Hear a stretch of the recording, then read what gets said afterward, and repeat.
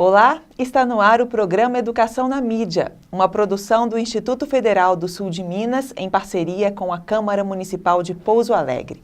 A cada semana, o programa traz um assunto atual e relevante para ser comentado por especialistas. E hoje nós vamos falar sobre os diferentes regimes e hábitos alimentares. Nossa convidada é Maria do Socorro Martinho Coelho, especialista em leite e derivados, mestra em política social e nutricionista do campus Machado do IF Sul de Minas. Socorro, obrigado por sua presença aqui hoje com a gente. Olá, Renata. Um prazer muito grande estar aqui, divulgando um pouco, do que a gente estudou e do que a gente tem como conhecimento, divulgando conhecimento. Isso é muito importante, Questões relacionadas ao meio ambiente e respeito aos animais, a possibilidade de conhecer mais sobre culturas diferentes, as mudanças no estilo de vida, a busca pelo corpo perfeito. Tudo isso tem influenciado o modo das pessoas se alimentarem nos dias de hoje. Gostaria que você abrisse o programa, então, explicando para a gente as várias e principais dietas nutricionais, Socorro. Ok, Renata. Existem vários tipos de dietas, que as pessoas seguem por convicção ou por uma questão de saúde, como você disse, ou questão de uma aparência melhor, são vários os tipos. Por exemplo, existem as dietas vegetarianas, eu falo as porque são vários tipos. Existem pessoas que são vegetarianos estritos, ou seja, elas retiram todo o consumo de carne da sua alimentação, e vão se alimentar exclusivamente de vegetais, seja cereais, frutas, legumes, leguminosas, verduras, mas retiram totalmente todo o tipo de carne da sua dieta. Existem também aqueles que são chamados ovo-lacto-vegetarianos, que são pessoas que não comem a carne, não consomem a carne, mas elas consomem produtos animais como o ovo, o leite e os seus derivados. E dentro dessa categoria de vegetarianos existem também os veganos. Qual que é a diferença dos veganos?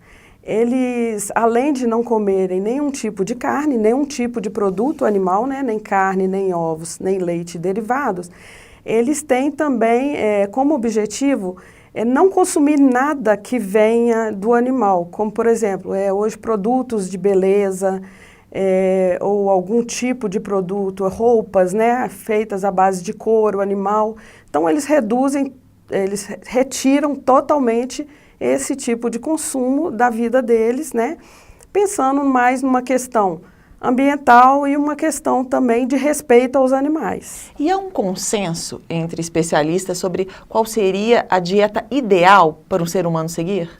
Bom, eu acredito que não, Como nutricionista, eu entendo assim que todas as dietas, de certa forma, elas são válidas, depende do objetivo que a pessoa tem, Existem até as dietas da moda que, naquele primeiro momento, eu posso dizer que ela é válida. É válida para aquele objetivo, eu quero um emagrecimento rápido, então eu posso fazer uma dieta cetogênica, mas isso tudo tem que ser muito bem controlado, acompanhado, para a pessoa também não prejudicar a sua saúde.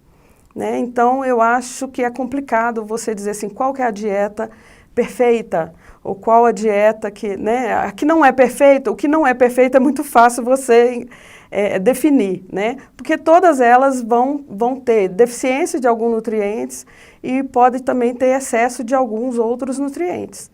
Então, na verdade, você tem que ter um equilíbrio nutricional para não estar prejudicando a sua saúde, E também existe a questão, por exemplo, regional, cultural, A gente sabe, por exemplo, que na Ásia, no Japão, na China, as pessoas têm uma tendência a um alto consumo da soja e já não consomem o leite. Não é comum, como a gente aqui do Ocidente, consumir o leite. Então, você vai dizer assim, não, então eles têm deficiência de cálcio? Não, de alguma forma tem algum outro tipo de alimento que eles utilizam lá que repõe, que substitui o que a gente consome aqui, que é o leite como fonte de cálcio. Alguns familiares, por exemplo, um adolescente que a pessoa já está naquela fase de se autoafirmar, se conhece. Então, por exemplo, muda uma dieta carnívora para vegetariana. Muitos pais às vezes se preocupam. Mas vai faltar justamente aquele nutriente, né? O que fazer então para perceber se a dieta dele está equilibrada? São exames sanguíneos, complementação com vitamina? Quais seriam as saídas? Sim. Renata, eu acho que é muito importante, né? Qualquer pessoa que mude de uma dieta, ela vem uma vida inteira com uma dieta e chega numa fase da vida, ela muda, né? Como você disse, ela tem que procurar um especialista, uma pessoa, um nutricionista, né? Que vai fazer uma análise através dos exames, né? Tanto clínico quanto exames de sangue, de urina, para ver se realmente aquela dieta não está prejudicando a saúde dessa pessoa. Né? Então, mesmo quando ela começa, se ela começou por conta própria e o tempo vai passando, seria interessante sim ele consultar um nutricionista e fazer esse acompanhamento da saúde dele, já que mudou radicalmente, né, numa certa fase da vida. De vez em quando, a mídia divulga pesquisas falando sobre o risco ou o benefício de comer certo alimento. Porém, depois muda radicalmente essa concepção. Isso já aconteceu com o ovo, que antes era vilão e agora é considerado saudável, com o leite de coco, que explodiu há pouco tempo como um alimento muito rico e depois foi rebaixado. Com isso, a população acaba ficando meio perdida. Então, como fazer para se alimentar de maneira saudável? Realmente é muito difícil, Renata. Não só a população, né, como um todo fica perdido, como o nutricionista também fica não perdido, né, porque ele consegue entender e ler os artigos que foram publicados.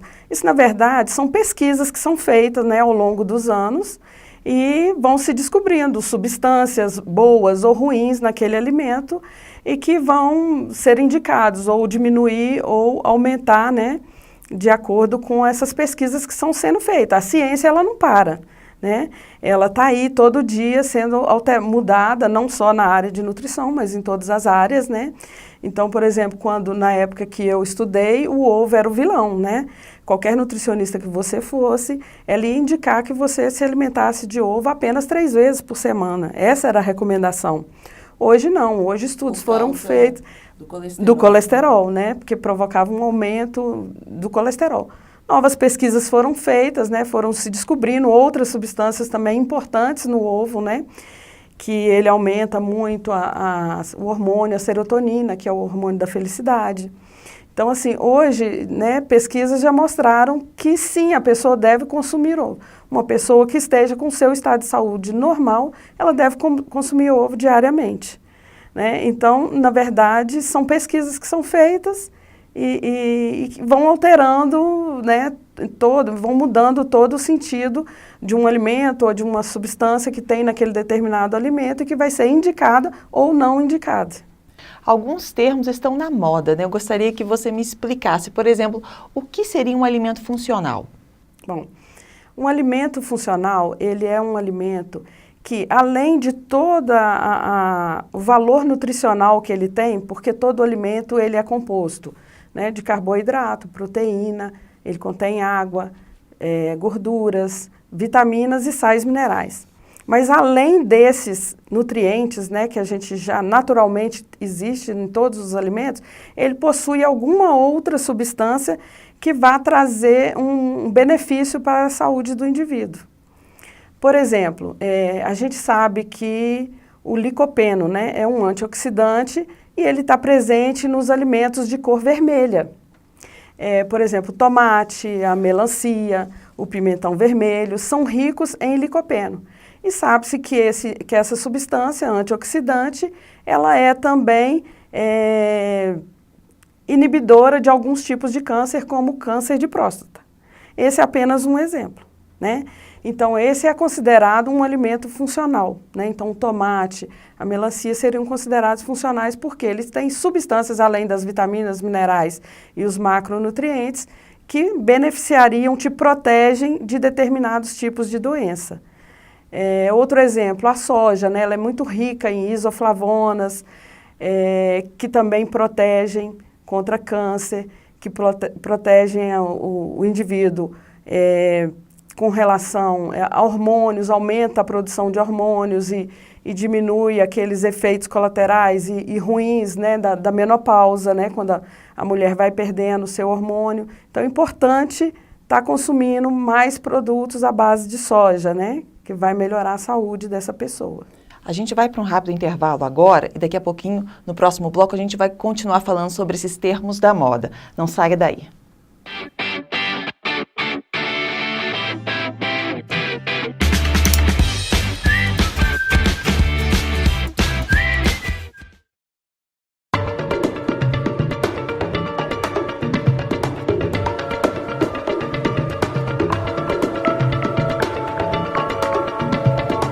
Aconteceu em Pouso Alegre. Na antiga Catedral de Pouso Alegre, demolida em 1949 para a construção da atual Catedral Metropolitana, a Capela do Santíssimo era devidamente ornamentada para a vigília da Quinta-feira Santa. Cortinas brancas enfeitavam o altar principal da capela. Voluntários passavam dias preparando o altar, tudo com muito cuidado e apreço. Nesta fotografia mais aproximada, é possível perceber os detalhes barrocos do altar do Santíssimo da antiga catedral. Anjos adornavam todo o espaço do altar. Dessas peças, apenas 2 anjos existem. A imagem do Sagrado Coração de Jesus também é a mesma dos dias atuais. Aconteceu em Pouso Alegre.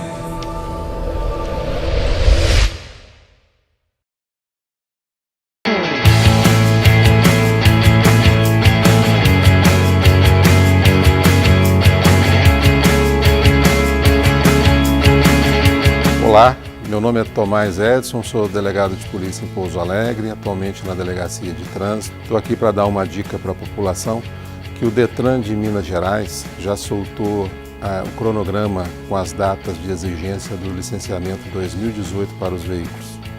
Os veículos de placa 1, 2, 3, 4 e 5, a exigência do novo documento já vai ser a partir de 1º de julho deste ano. Os veículos de placa 6, 7, 8, 9 e 0, a exigência já é a partir de 1º de agosto. Para o seu veículo estar licenciado, é necessário não ter débito de multas, estar com a taxa de licenciamento em dia, sem débitos de DPVAT e o IPVA também em dia.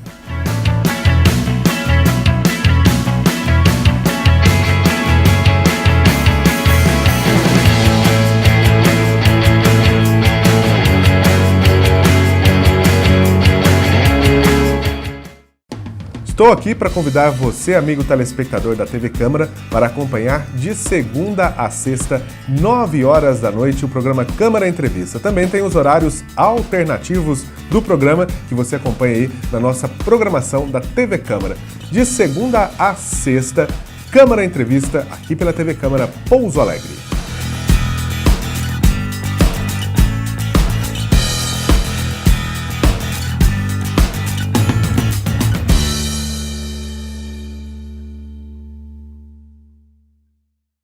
Só se entende o futuro conhecendo o passado. Fatos históricos, coleções.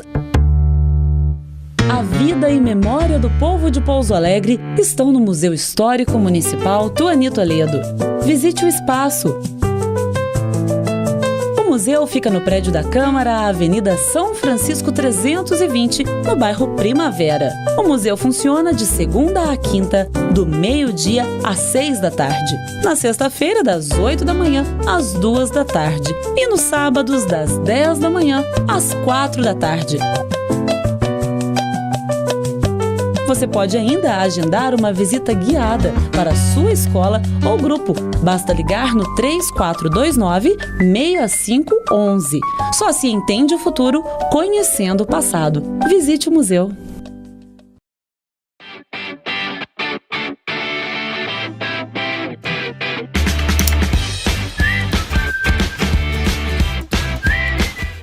O programa Educação na Mídia está de volta hoje falando sobre regimes e hábitos alimentares com Maria do Socorro Martim Coelho, nutricionista do campus Machado do IF Sul de Minas.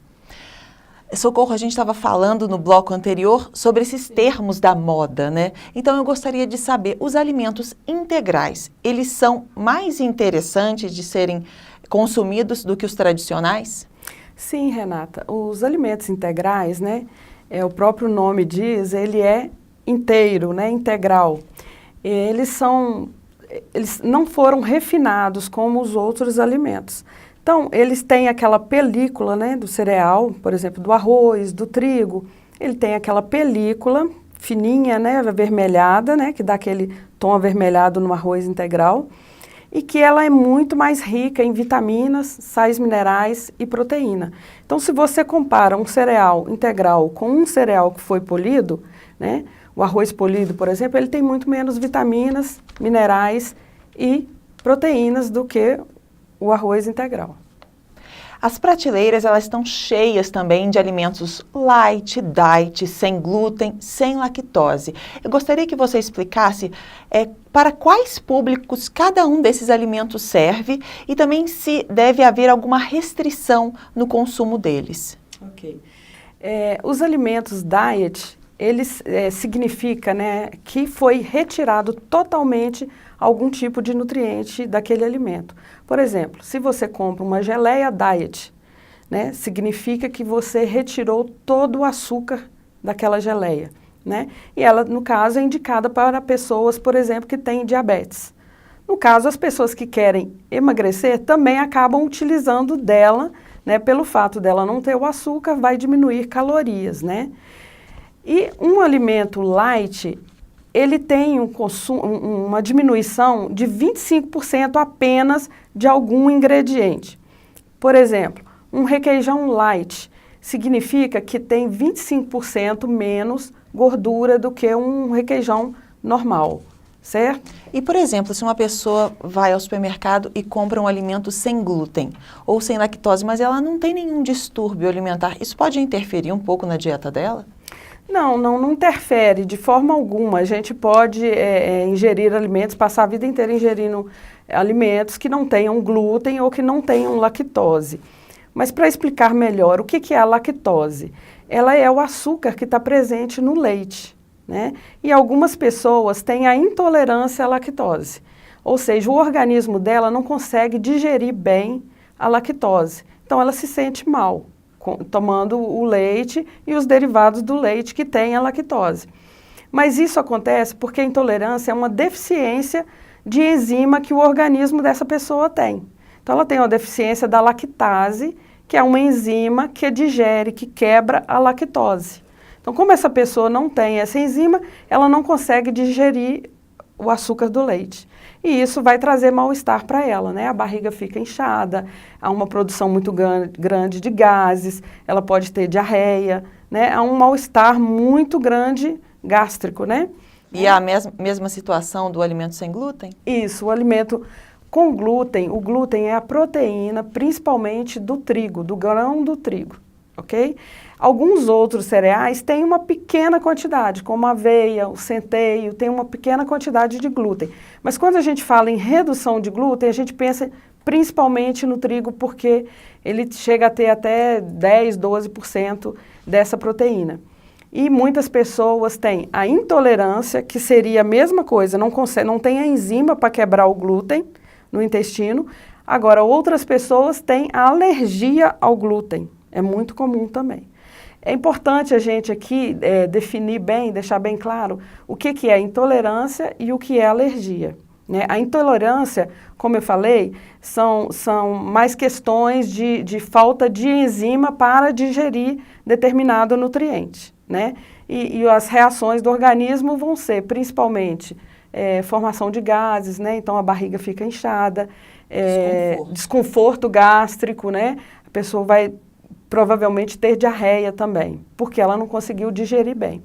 E a alergia, ela já é um pouco diferente. A alergia, ela já acontece num nível mais interno, né? Quando uma substância que cai na nossa corrente sanguínea e não é reconhecido pelo nosso organismo como uma substância normal.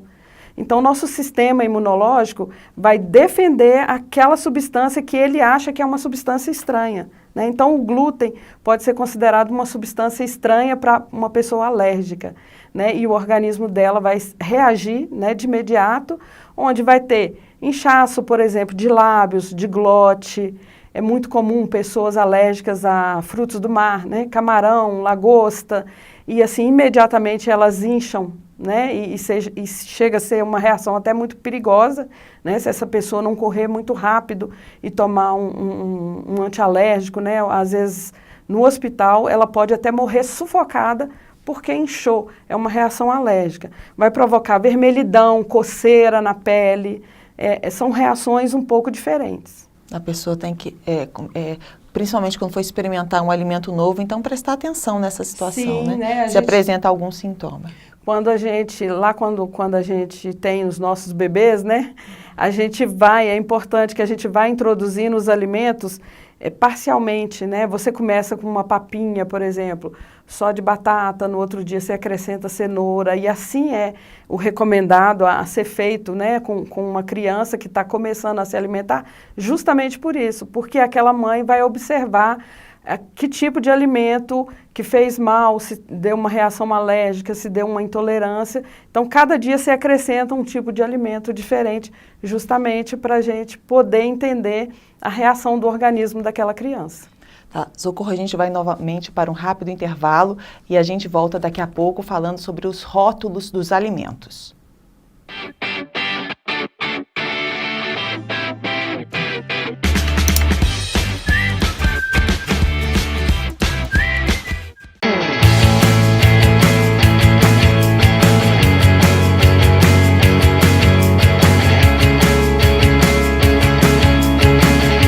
Eu sou Renato Gavião, delegado regional de Pouso Alegre. Vim dar uma dica de segurança pública para os telespectadores da TV Câmara, bem como os ouvintes. O que a Polícia Civil orienta aos cidadãos de Pouso Alegre? A não utilizar o celular, nem objetos pessoais e nem carteira no bolso de trás da calça, sempre procurar usar no bolso da frente, no qual dificulta a ação de criminosos. Da mesma maneira, nós temos o nosso Disque 181, que é o Disque Denúncia. Todas as informações são sigilosas. Então você que tem alguma informação sobre pessoas com mandado de prisão em aberto ou suspeitos da prática de crimes na cidade de Pouso Alegre e região, por favor denunciar através do número 181, que é completamente sigiloso.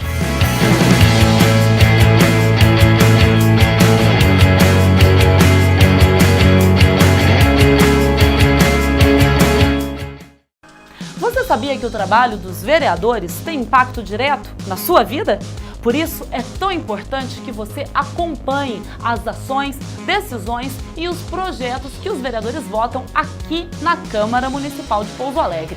Para te ajudar, existe o Transparência Já, uma prestação de contas mensal do trabalho dos parlamentares de Pouso Alegre. Cidadão, é seu direito saber e é nosso dever informar. Acompanhe o Transparência Já e fique por dentro.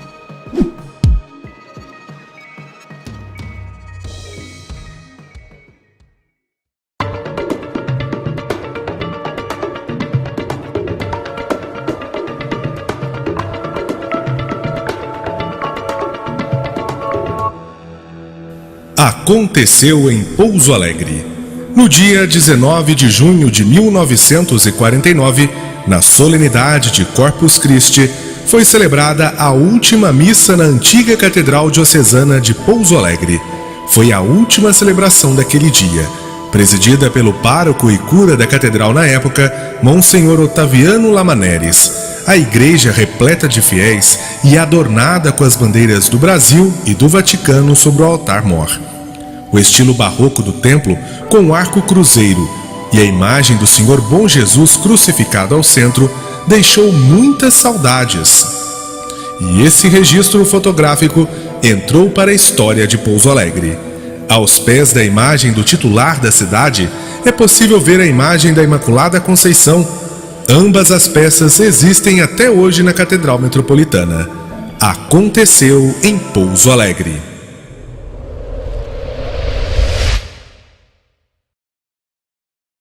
A Câmara de Pouso Alegre facilita a sua vida. O CAC tem novos serviços. Conheça e aproveite. Cartão Nacional e Municipal do SUS. Nota fiscal eletrônica para produtor rural. Cartão do Produtor Rural, impressão de declaração eletrônica de acidente de trânsito, boletim de acidente de trânsito, danos pessoais causados por veículos automotores de via terrestre e consulta de multas veiculares. O CAC oferece ainda a emissão do CPF, além dos serviços já tradicionais: balcão de empregos, agendamento para carteira de trabalho, agendamento para carteira de identidade e confecção de currículo.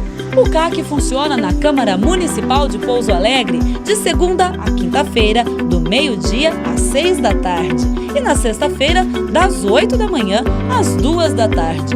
Mais informações, ligue no 3429-6512.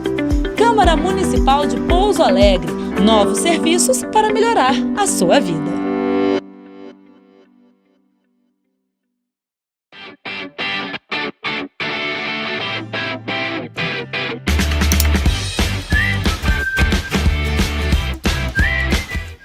Estamos de volta com o programa Educação na Mídia, hoje falando sobre regimes e hábitos alimentares com Maria do Socorro Martinho Coelho, nutricionista no campus Machado do IF Sul de Minas.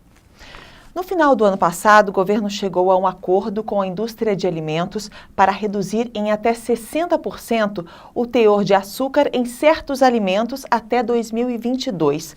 Por que se deu essa mudança, Socorro? Essa mudança se deu, Renata, principalmente porque a nossa população ela tem mudado muito os hábitos de vida, né? Não só os alimentares, mas também a gente tem diminuído muito a atividade física. E com isso, a população brasileira ela tem aumentado muito de peso, né? Chega a ser dados preocupantes, né, em termos de saúde pública. Hoje, 50% dos adultos no Brasil estão acima do peso, né? Estão com sobrepeso ou obesidade, e 30% das crianças. Então, esse problema é gravíssimo, né? E uma das formas, né, de reduzir esse problema seria diminuindo a quantidade de açúcares, sal, gordura nos alimentos, né? Então, esse acordo é um primeiro acordo. Com certeza, outros virão. Há também uma lei que regulamenta a rotulagem dos alimentos. No que é importante se atentar na hora de ler o rótulo? Então, Renata, ler um rótulo é uma coisa realmente muito difícil, né?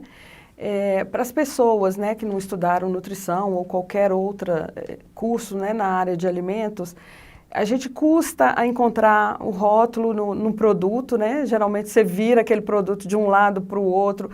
Quando encontra, as letrinhas são pequenininhas e o tipo de informação que ele traz são informações assim de uma forma que fica muito genérica para um leigo entender. Ele traz a quantidade do nutriente que existe naquele alimento, né?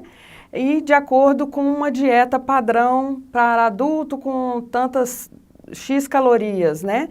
Então fica difícil a pessoa entender se aquele nutriente está em excesso, ou se está na quantidade certa, ou se está menos, o que mais que eu posso comer naquele dia, né, para poder tá suprindo a necessidade daquele nutriente, se eu estou ultrapassando ou não a quantidade daquele nutriente, né?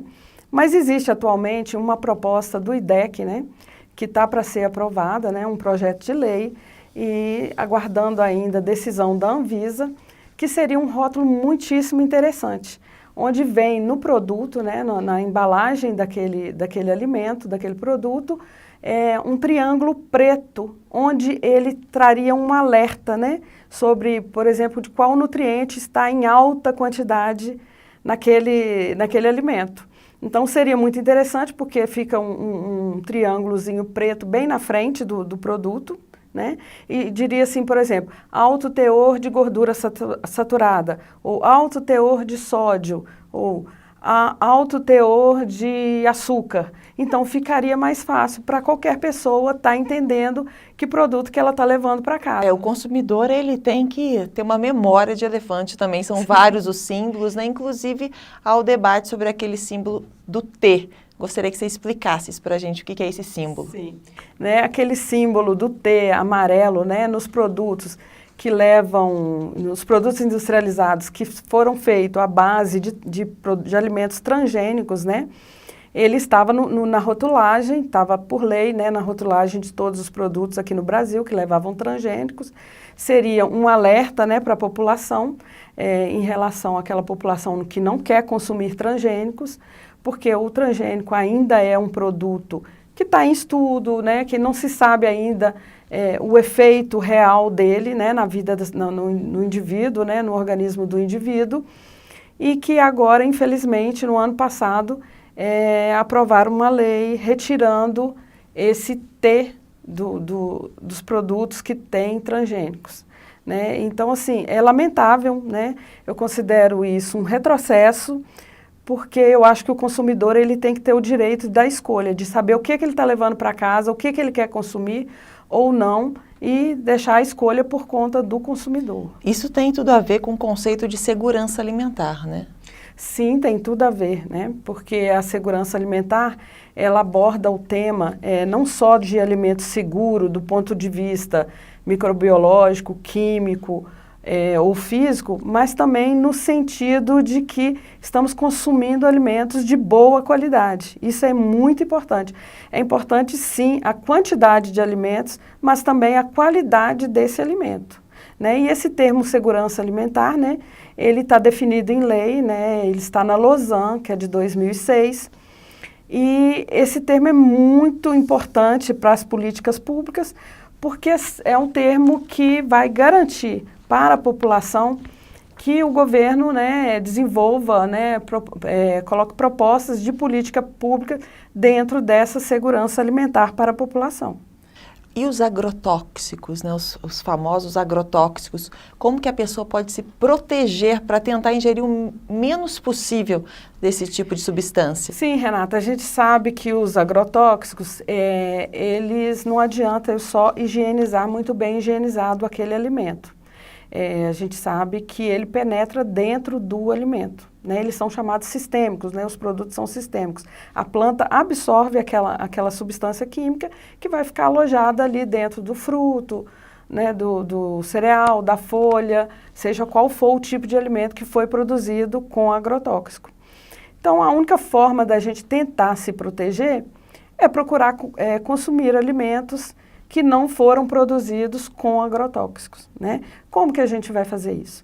Então, nós vamos dar preferência a comprar alimentos que são vendidos nas feiras de agricultores familiares, porque a tendência de um agricultor familiar usar agrotóxico é bem menor do que de um grande produtor de um produto só. Por exemplo, a monocultura, ela exige um grande consumo de agrotóxico. Se existe uma plantação muito grande só de maracujá, então a chance de dar pragas ali naquela cultura é muito grande. Ao passo que o agricultor familiar, ele tem um pequeno pedaço de terra e ali ele produz vários tipos de alimentos, né? Então essa mistura que ele tem, ele produz um pouquinho de café, um pouquinho de milho, um pouquinho de feijão, um pouquinho de fruta, de maracujá que seja, um pouquinho de abacaxi, seja lá qual for a fruta, essa mistura, né, ela se autoprotege, né? As culturas, uma protege a outra de pragas e doenças.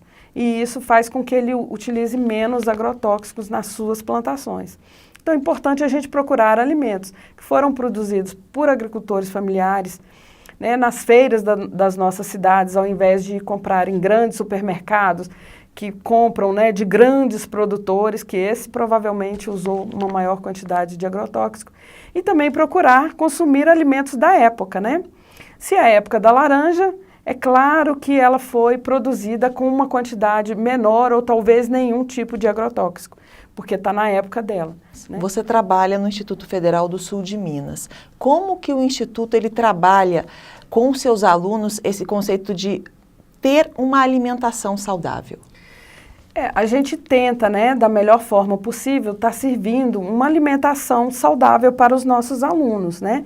Muito rica em saladas, legumes, a gente tem carnes, alguns campos nossos a gente tem horta própria, outros não, né? Mas esses que não têm horta própria, eles fazem aquela compra da agricultura familiar, né? Que é exigido por lei. E alguns campos a gente consegue comprar até 100% da agricultura familiar. Ou seja, a gente está consumindo alimentos mais frescos, produzidos aqui na própria região, respeitando os hábitos alimentares dos nossos alunos, né? E está servindo um alimento, tentando servir um alimento mais saudável, né? A gente tenta também, através de projetos dentro das nossas escolas, né, projetos de extensão, incluir tipos de alimentos como arroz integral, né, porque a gente acredita assim, que muitos dos nossos alunos não conheciam isso antes, né? Por exemplo, eu sirvo alguma salada com grão de bico, né? Eu percebo que quando eles chegam, eles entram na escola, eles nem conhecem grão de bico, né? Não tem o hábito, mas são alimentos saudáveis. Eu sirvo lentilha, né? A gente coloca o arroz integral, a gente coloca uma opção vegana para aquelas pessoas que são, né, vegetarianas e veganas. Então, assim, eu acho que a escola é um ambiente onde todo saber tem que ser colocado, né? Não é só sala de aula, não seria só sala de aula. O próprio refeitório, a própria alimentação tem que ser também uma forma de estar ensinando os nossos alunos. E um ensinar que é para o resto da vida dele. Com certeza. Socorro, então, obrigada por sua presença aqui no programa Educação na Mídia. Obrigada. Para você que nos assiste, obrigada pela audiência e acompanhe o programa Educação na Mídia, que traz a cada semana um assunto atual e relevante para ser comentado por especialistas. Até o próximo programa.